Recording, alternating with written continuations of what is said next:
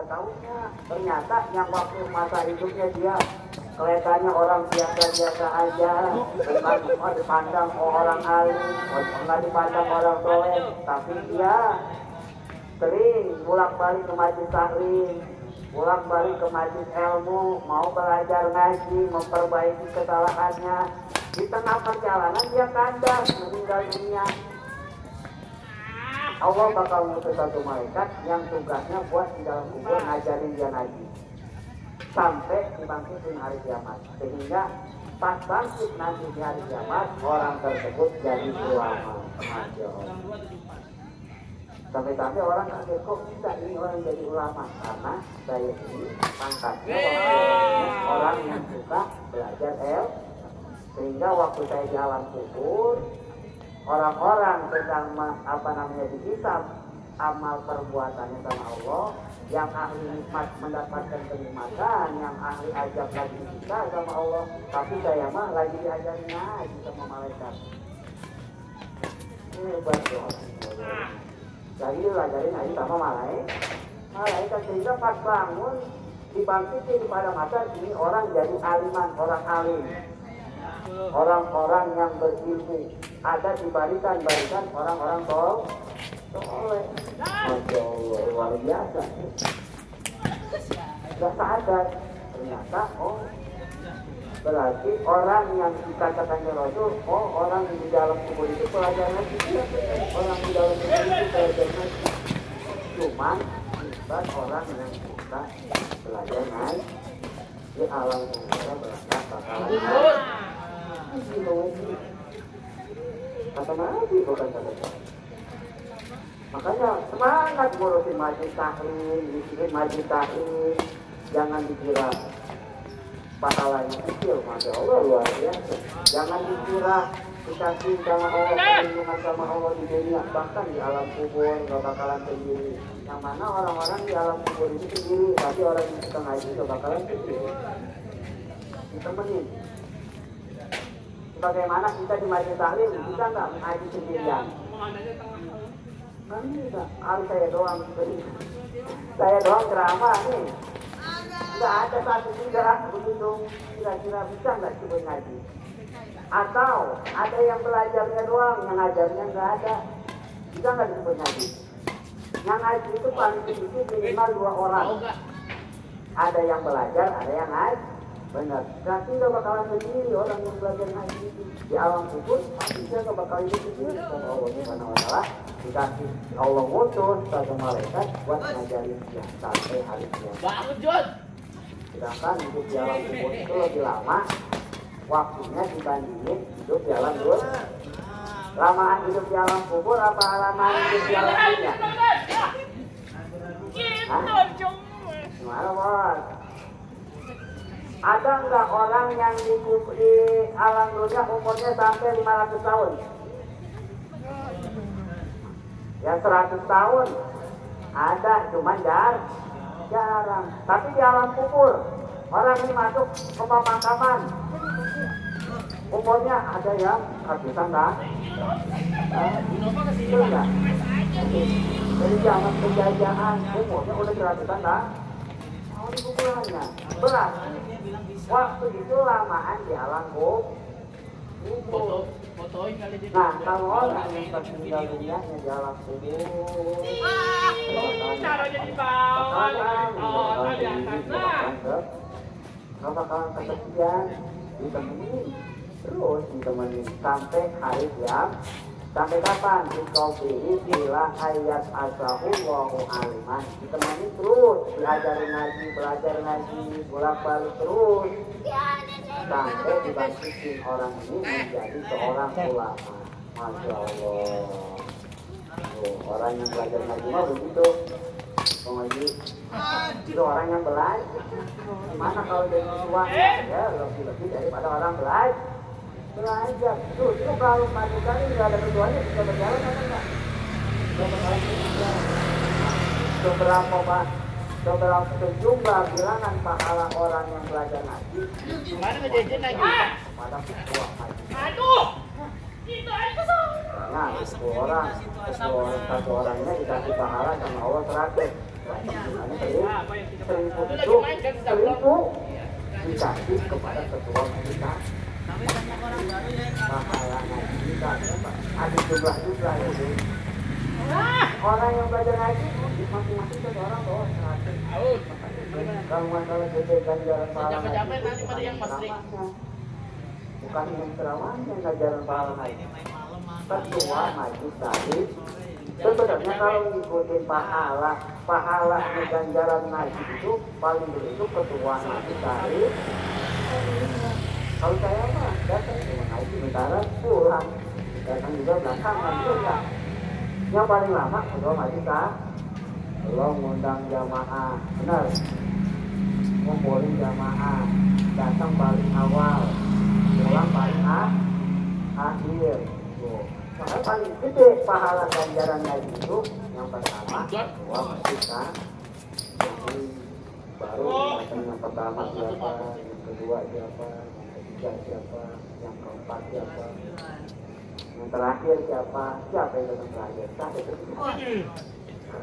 Jadi saya itu ya Allah ya mudah-mudahan mau datang belakangan, kita mau datang duluan, semuanya sama-sama dapat ampunannya Allah Subhanahu wa Ta'ala. Amin ya Allah ya Rabbal alamin. Itu orang belajar ngaji itu kayak gitu. Jadi kita nanti di dalam hati ngajinya kayaknya bosan, itu aja ngajinya, nggak ada perubahan. Ngomong aja mau dirubah jadi Spiderman, ngaji mah nggak ada perubahan. Ngaji mah ibadah ke Allah, nyari ridhonya Allah. Nyawa jalan dunia. Ngaji mah bukan pengen mau jadi apa, mau itu kita mengaji mah tujuan yang pertama di dalam kita taklim mutalimnya yang namanya ngaji itu niat pertamanya mencari ridhonya Allah. Itu niat mengaji. Yang kedua niat menghilangkan kebodohan yang ada di dalam diri kita. Kita tadi sudah tahu orang kalau masjidnya dalam keadaan ngaji itu bakal jalan boleh bakal ngaji. Nah kan kita tahu tuh hilang kebodohan kita. Nah itu kesan pertama tuh. Yang pertama nyari ridhonya Allah, kedua apa niat menghilangkan kebodohan. Kita nggak tahu, oh ternyata wajibnya ngaji itu wajibnya itu belajarnya, bukan bisanya. Orang belajar ngaji walaupun nggak bisa nggak dosa, justru malah dapat pahala. Orang yang kagak bisa aja dikasih pahala, apalagi yang bisanya tuh. Masya Allah, tuh belajar ngaji mah itu beda sama orang apa namanya belajar yang lain. Kalau yang belajar yang lain mah yang nggak bisa ya nggak dapat. Kalau ngaji mah tetap dapat. Nah niatnya ngaji mah mencari ridhonya Allah. Bukan karena pengen rame, bukan karena pengen dipuji, bukan karena pengen disanjung-sanjung, pengen dianggap benar, dianggap soleh. Nah, justru kita ini orang yang kagak baik, pengen di hadapan Allah dapat ampunan Allah, pengen berubah akhlak kita yang tadinya nggak bagus jadi bagus. Jadi mengaji sendiri Allah, menghilangkan kebodohan yang ada di dalam diri kita. Terus setelahnya juga kita ngajarin kepada orang yang kagak bisa. Misalkan kita tahu, oh ngaji itu wajibnya itu belajarnya bukan bisanya. Kita ajarin sama anak, sama istri, sama teman, sama tetangga. Kita tunjukin, ayo Pak, gue nggak bisa ngaji. Ngaji itu nggak wajib bisa, wajibnya itu belajar. Oh, kalau udah tahu kan kita bisa ngajarin, bener nggak? Ngaji bisa ngajarin. Yang kedua, satu, kedua, ketiga, keempatnya bersyukur atas nikmatnya Allah, dikasih sehat, dikasih panjang umur, dikasih waktu luang. Banyak orang yang pengen ngaji karena waktunya sibuk, sempit, sama pekerjaan jadi nggak bisa ngaji. Akhirnya ngajinya lewat live streaming. Ya, zaman sekarang begitu kan. Akhirnya dia ngajinya online, atau dia panggil guru privat. Wah, tahu. Guru, saya mau belajar ngaji. Nah, Kalau secara definisi belajar itu udah salah langkah. Orang panggil guru dan ngajarin ngaji bayar, nah, salah langkah. Yang ada juga belajar itu murid datang ke rumah guru. Jangan guru datang ke rumah guru. Kalau kayak ini dapat ganjaran pahala ngaji. Ya ngaji mah ilmu mah dapat, cuma nanti barokahnya kurang nggak dapat barokah belajar ngajinya nggak dapat. Makanya udah kalau mau belajar ngaji mah datang aja ke rumah. Assalamualaikum guru, tolong ajarin saya mbak ngaji, diajarin sama guru. Nah itu niatnya cari ridhonya Allah, menghilangkan kebodohan yang ada di dalam diri kita, niat mengajarkan kepada orang lain. Setelahnya kita bisa. Setelah kita itu bisa, kalau kita belum bisa mah jangan coba-coba ngajarin orang lah. Nah itu kan ngajarin salah. Yang keempatnya tadi apa? Bersyukur atas nikmatnya Allah. Dikasih sehat, dikasih panjang umur, dikasih luang waktu. Kata Kanjeng Rasul paling rugi-ruginya manusia. Asadunas hasrotan yaumal qiyamah. Paling rugi-ruginya manusia nanti di hari kiamat, rojulun amkanahu fi sholatil ilmi walam yasluk. Ada orang yang dikasih kesempatan, dikasih luang waktu belajar ngaji, tapi dia kagak mau belajar ngaji. Nah nanti di akhirat itu orang paling rugi. Orang paling rugi itu bukan orang yang kagak pernah sholat, bukan orang yang gak pernah puasa, bukan orang yang gak pernah sedekah, bukan orang yang gak pernah baca Quran, bukan orang yang nggak pernah apa lagi nyantunin anak yatim, korban, potong kambing, sejak Idul Adha, pergi haji, pulang balik setiap tahun. Orang yang paling rugi kata lagi di akhirat orang yang dikasih kesempatan, waktunya ada, guru yang ngajarinnya ada, terus dikasih sehat sama Allah Subhanahu Wa Taala. Itu ada majelis taklim, tapi dia kalau mau datang ke majelis taklim nanti dia bakal nanti di padang mahsyar orang paling rugi. Orang yang paling beruntung siapa? Tadi orang yang selama hidupnya terus pulang balik belajar ngaji, walaupun kagak bisa, walaupun kagak bisa tidak terus nanti bangkit di padang mahsyar. Dia itu ada di barisan orang-orang yang soleh. Paham?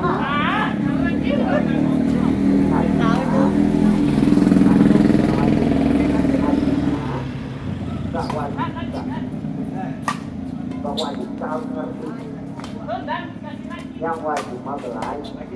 Kita belajar. Insya Allah kalau kita belajar bolak-balik ke majelis taklim, insya Allah nanti Allah bakal kasih petunjuk buat kita ngerti ilmu agama. Nah, ilmu itu yang ngasihnya Allah baik beda-beda bagiannya. Misalkan ini ada repot, tidak Pak Bilal, Adit, Mohaji, lain-lain teman yang lainnya. Ngajinya bareng sama saya itu pengamutan lain. Datang niatnya sama, datangnya bareng, duduknya bareng. Ilmunya sama Allah Subhanahu Wa Taala dikasihnya beda-beda. Dikasihnya beda-beda. Dikasih juga sama Allah ini beda-beda. Makanya coba lihat pondok-pondok pesantren. Gurunya sama, nanti pulang dari pondok pesantren beda-beda nanti. Apa namanya ilmunya? Ada yang ilmunya bisa ceramah, ada yang bisa ngaji tapi belum bisa ceramah. Sudah tuh. Ada yang bisa jadi korek doang, damang nggak bisa. Tuh. Ya, alhamdulillah, betul nggak? Cuma aja ngaji mah kita nggak tahu karena nanti yang ngasih ilmu itu Allah Subhanahu Wa Taala. Kita wajib. Ya, tapi nanti Allah Subhanahu Wa Taala yang bakal ngasih kadar ukuran kesungguh-sungguhan dia belajar, kebebasannya dia belajar, nanti Allah yang kasih. Dia kasih ilmunya apa, ilmunya apa sama Allah.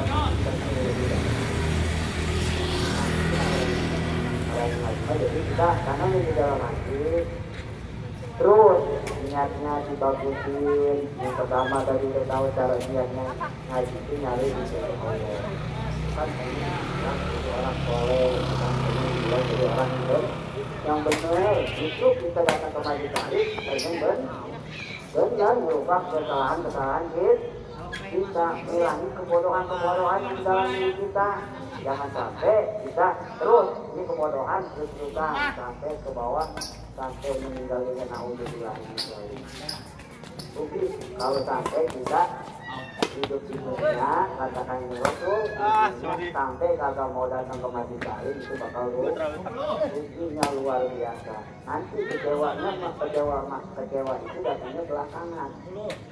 Ini nanti di akhirat bakalan ketahuan orang yang itu sama orang yang bahagia. Nah di sini nanti udah jelasin ini ciri orang bahagia, ini ciri orang cilaka. Atau nanti ciri orang bahagia itu ada 4. Berapa? Jadi lama ini ngaji, nggak apa-apa. Oh, udah. Kata Nabi, ciri orang bahagia ada 4. Begitu juga ciri orang cilaka ada 4. Ciri orang alamatus taqwa arba'ah. Ciri orang cilaka ada 4. Yang mana yang 4? Orang ini bakal cilaka, di dunia dia cilaka, di akhirat dia bakal cilaka. Yang pertama, nisyanul junubil madiyah. Yang pertama kata Nabi, orang yang celaka itu orang yang suka melupain dosa-dosa yang pernah dia kerjain. Dosa yang pernah dia kerjain masa lalunya dia lupain. Wahya indallahi mahfudzah. Sedangkan dia di hadapan Allah itu dosanya masih ada tulisannya. Nah, orang yang melupain dosa-dosa ngerasa diri itu hidup kagak punya dosa baik. Ngerasa hidupnya bener baik, kagak punya salah. Merasa yang paling benar ini jadi nggak mau minta maaf kalau salah sama orang, kalau salah sama teman kagak mau minta maaf. Nah ini orang ini bakal silakan naudzubillah ini bawa kaos kan orang yang suka bawa sepatu kan bawa pertama bakal silakan ingat ya. Yang kedua wajib hasanatil madiyah. Dia suka mungkin kebagusan yang pernah dia kasih. Suka ingat-ingat kebaikan yang pernah dia kerjain. Wah tahun dulu 3 tahun yang lalu saya pernah nyumbang di masjid At-Taqwa 10 juta misalkan. Ingat-ingat bahkan sampai minta sama cucunya. Dulu kakek dulu pernah banget kebagusan yang pernah dia kerjain. Ingat-ingat. Dikungkit mungkin walayati akobalat amrodan. Dia nggak tahu apakah amalnya kebagusan itu tidak ada apa enggak. Jadi orang bakal celaka itu suka mungkin kebagusan dari orang. Lu kalau enggak dulu buat tolong lima lu bakalan Bu biar ini lu suka mungkin lu kalau gua nggak traktir mah lu nggak bakalan bisa makan. Mungkin kebagusan. Ini soalnya. Yang ketiga, wa nazarahu ila man fawqahu fid dunya. Orang yang celaka, ciri orang celaka itu orang yang urusan dunia dia selalu melihat orang yang di atasnya. Kalau dia posisinya dia sebagai pekerja office boy, dia suka lihat, oh enak ya kalau jadi supervisor mah bos mah. Orang yang kalau lihat urusan dunia dia pengen lagi soalnya ada. Dia punya motor pas enak ya, kalau punya mobil mah. Selalu lihat urusan dunia orang-orang yang lebih kaya dari dia. Oh enaknya katanya. Oh enaknya kalau bisa naik rumah, bisa ceramah ke sono kemari. Bisa sudah celaka ini urusan ini ya. Jangan punya pikiran kayak gitu. Untuk orang yang sendiri orang bakal celaka itu kayak gitu. Urusan dunia lihatnya kan orang yang lebih kaya. Dia dibanding-bandingin sama dunia sehingga dia itu nggak mau bersyukur atas nikmat Allah. Yang ketiga, yang keempat, wa nazarahu ila man dunahu fiddin. Bab agama yang lihat orang yang di bawahnya. Urusan agama dia selalu melihat ke bawah. Gimana maunya ke bawah? alhamdulillah gua mah udah sholat 5 waktu, yang lain mah gua nggak sholatnya Jumat doang tuh. Ada kan juga gitu ya. Nah, alhamdulillah gua mah udah bisa sholat, udah bisa belajar ngaji. Orang-orang mah nggak mau belajar ngaji tuh, merasa punya diri yang model kayak gitu. Urusan agama dia selalu melihat ke bawah. Nah, ini bakal orangnya bakal celaka. Yang puluh Allah Ta'ala mirati, kata orang yang model kayak gitu karena Allah ditinggalin, Allah terpaling dari orang lain. Wa alamatu sa'ada arba'ah, dan ciri orang bahagia di dunia akhirat itu bakal 4.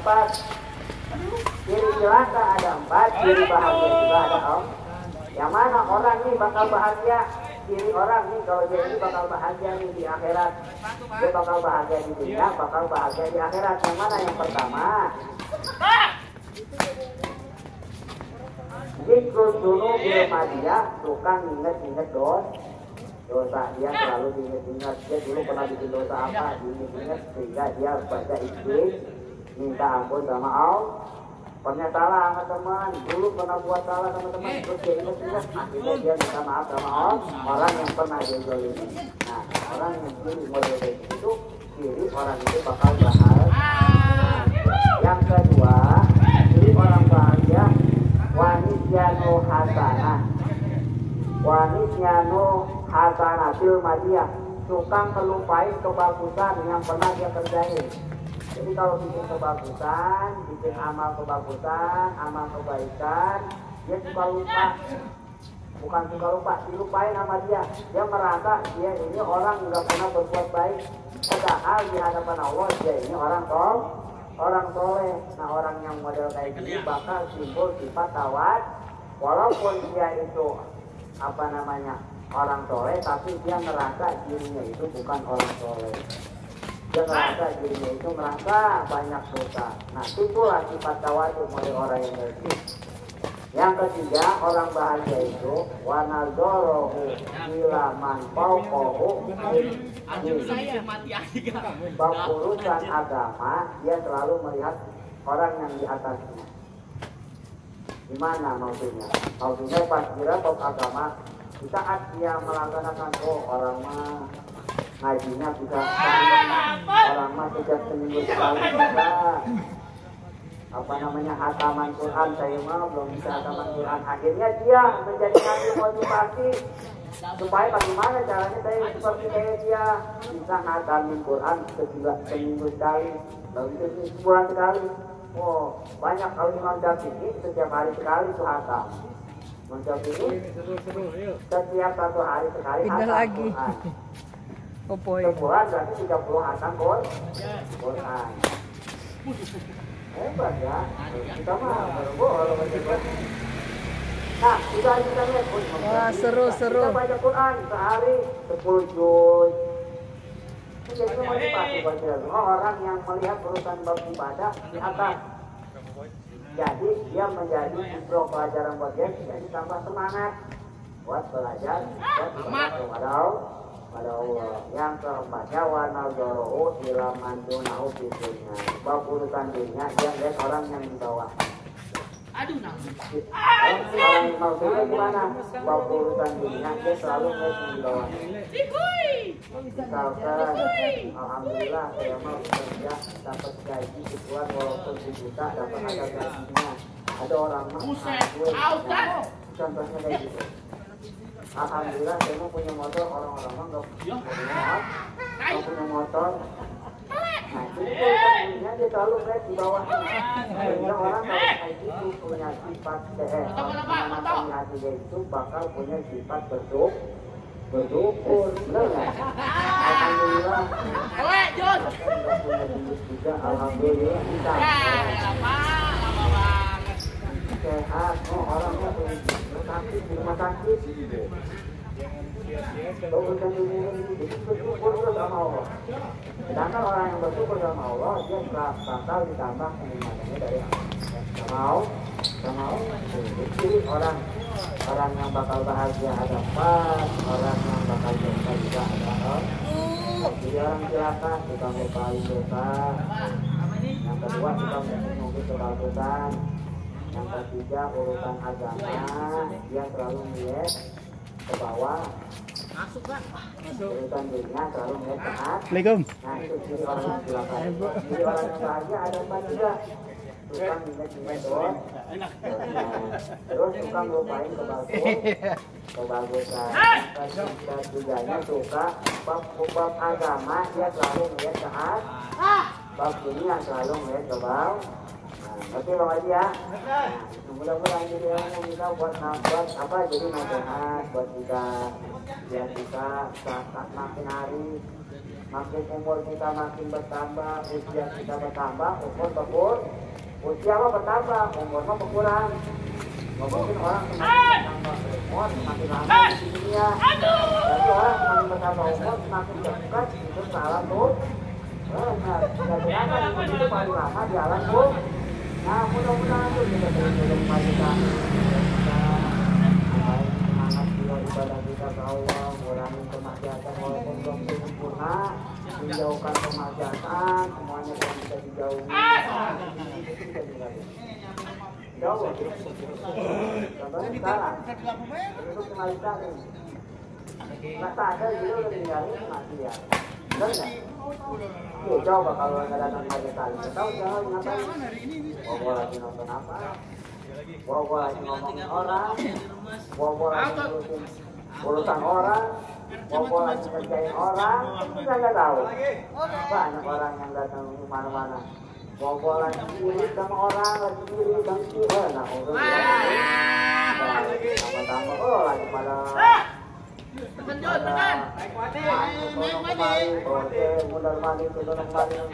Akhirnya terjerumus sama bos tanpa ada sadar kita udah menjauh. Kita bisa taat ke Allah Subhanahu wa taala walaupun belum bisa sempurna. Coba terus bolak-balik maju. Kita insya Allah bakal bimbing kita jalan dia. Kumpulin sama orang-orang yang soleh. Kalau kita sering kayak gini, sering bolak-balik maju kali, kita punya niatan pengen memperbaiki diri, nanti Allah bakal ngasih dicolek teman yang nggak mau berbuat jahat juga. Pasti kita dikumpulin sama teman yang bakal yang baik juga. Jadi jalan gitu, jalanannya bareng. Nanti teman-teman yang kayak gini rada-rada bener, itu dia nggak bakal rasanya bakal jauh sendiri tanpa kita sadarin. Dia nggak mau. Semuanya pindahin. Temannya lain. Sama.